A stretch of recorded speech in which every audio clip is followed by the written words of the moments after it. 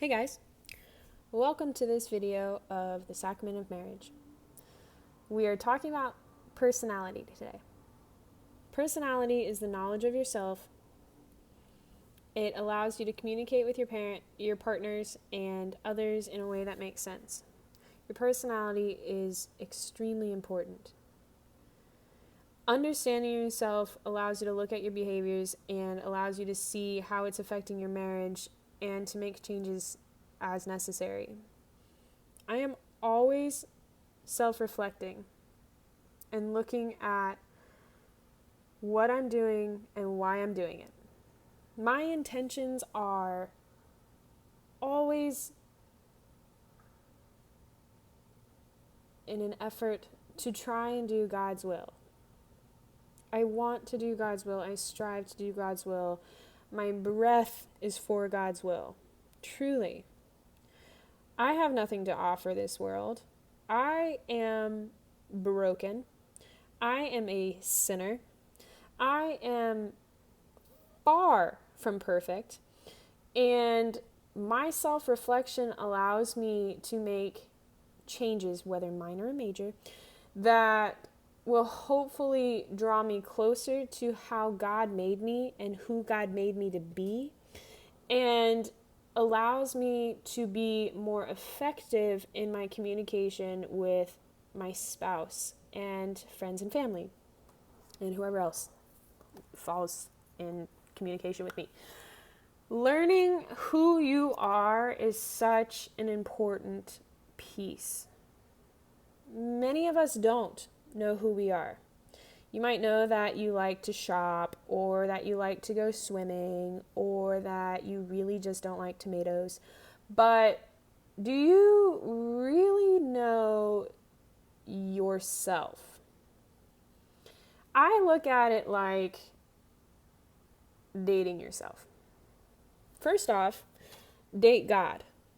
Above all else, date God. I dated God in my 20s, and I'm still dating God, though when I was about probably 22 to 23, I got a tattoo, a little cross, on my right hand ring finger, because Jesus Christ is my right hand man. Holla. And I wanted a symbol of unity for myself, to feel connected with Christ deeply and permanently. Tattoo.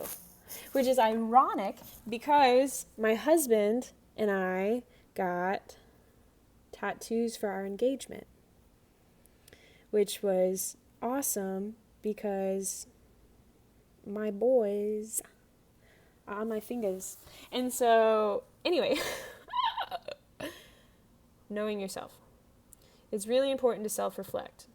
And I encourage you to date yourself, honestly. Go out to a restaurant and sit by yourself without your cell phone and ponder yourself. Ask yourself questions. Who are you? What do you like to do? What is, some of your hobbies? What are you working towards? What are your goals? What are your intentions? Learn about yourself. See if anything has changed. If you were asked when you were 4 years old if you wanted what you wanted to be, and you said you wanted to be a veterinarian, are you a veterinarian? Do you still feel that way? Do you still want to be? What is going on with your life? Learn to date yourself. That should be done long before you're married, long before you even date other people. That should be done. That should be taught as a kid, honestly. Probably, I would say around 7. But even before that, people just need to learn themselves, because I myself have grown.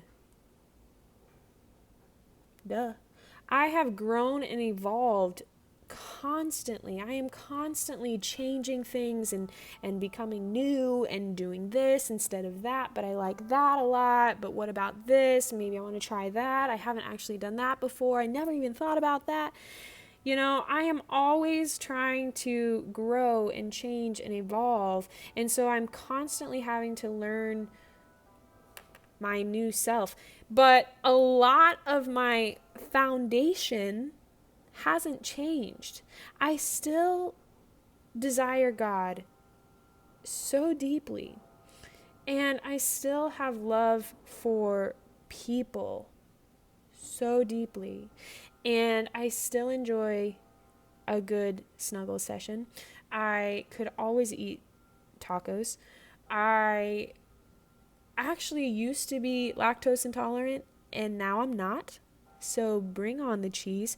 But, things are always changing and refreshing, and you can't possibly know yourself if you don't give yourself time. And along with that,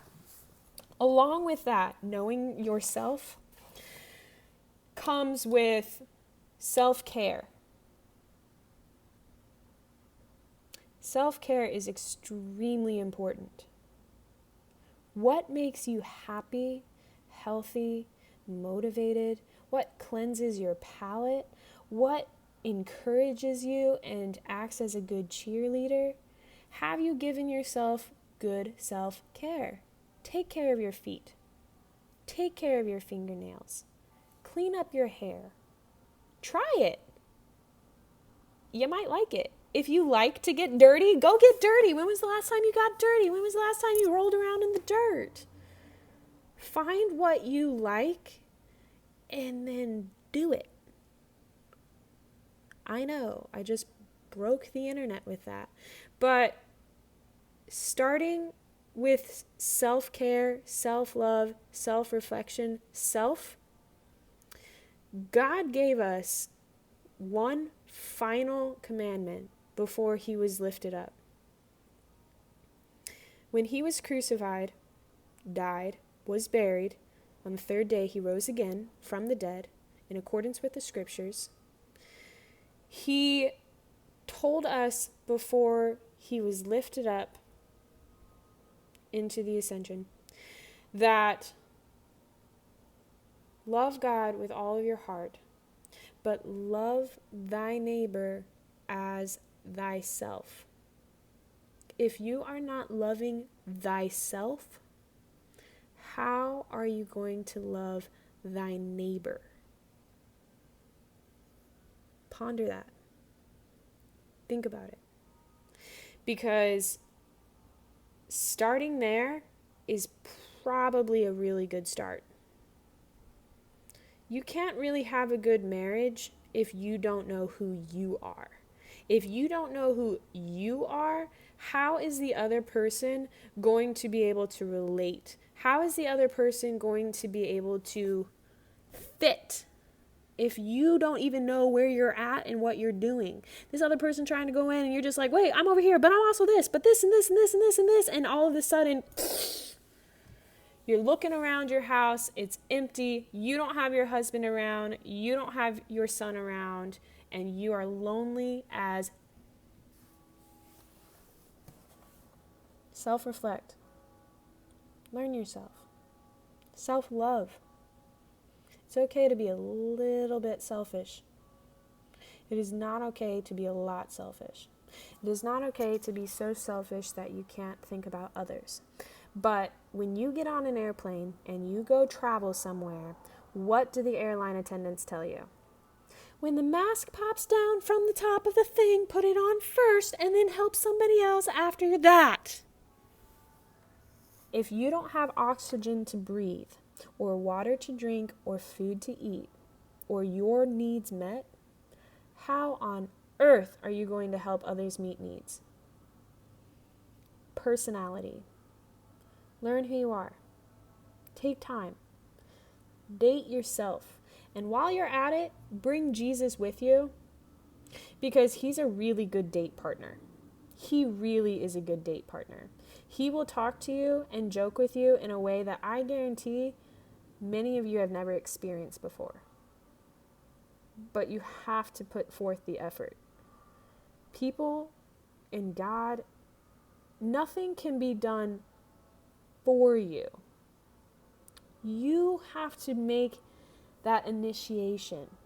You have to initiate change. And then you have to do it.